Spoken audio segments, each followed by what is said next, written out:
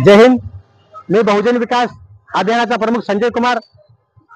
आज महाराष्ट्रामध्ये असेल, देशामध्ये असेल, सर्वत्र ठिकाणी काही मोजके अधिकारी आणि काही मोजके कर्मचारी त्यांच्या संघटनेच्या जोरावर आपला भ्रष्टाचार लपवला जावा, आपला भ्रष्टाचाराच्या विरोधात कोणी बोलू नये, आपण केलेली काही कमाई त्याच्या विरोधात कोणी आवाज उठवू नये, यासाठी 353 सारख्या कायद्याचा सर्रासपणे वापर करून जे भ्रष्टाचाराच्या विरोधात आवाज उठवतात, जे भ्रष्टाचाराच्या विरोधात बोलतात, जे भ्रष्टाचार खुला करतात, अशांना गोतत आणण्याचे काम या कायद्याच्या दृष्टीने होत आहे। पण बहुजन विकास आघाडीची मागणी आहे की हा जाचक कायदा सर्वसामान्य कार्यकर्त्यासाठी असेल, पण त्या पक्ष संघटनेशी असेल, सामाजिक कार्यकर्त्याशी असेल, यांचं पूर्ण आयुष्य उद्ध्वस्त करणारा कायदा ते वापरतायत।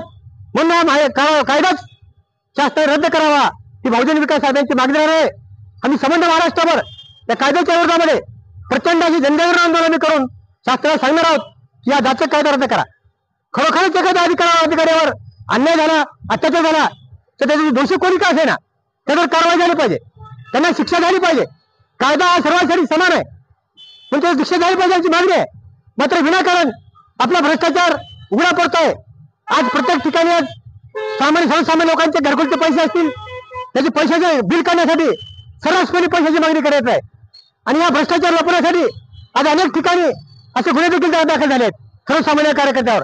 त्याला जाब विचारतो, त्यांच्यावर गुन्हे दाखल करून त्याला दाबण्याचा प्रयत्न महाराष्ट्रामध्ये होत आहे। पण महाराष्ट्राचे आदरणीय मुख्यमंत्री साहेबांना विनंती आहे, साहेब जे कोणी अधिकारी, सर्वच अधिकारी भ्रष्ट असे नाहीत, सर्वच कर्मचारी भ्रष्ट असे नाहीत। अनेक अधिकारी इमानदार आहेत, अनेक कर्मचारी इमानदार आहेत, अनेक सेवा तत्पर होतात, पण मोजके काही आपले ते धंदाचे अधिकारी आहेत, त्यांनी जे माया काळ्या पैशातून जमा केले असे अधिकारी कर्मचारी या कायद्याचा सहजपणे वापर करतायत। म्हणून अशा अधिकारी कर्मचाऱ्याची भ्रष्टाचारी देखील चौकशी झाली पाहिजे।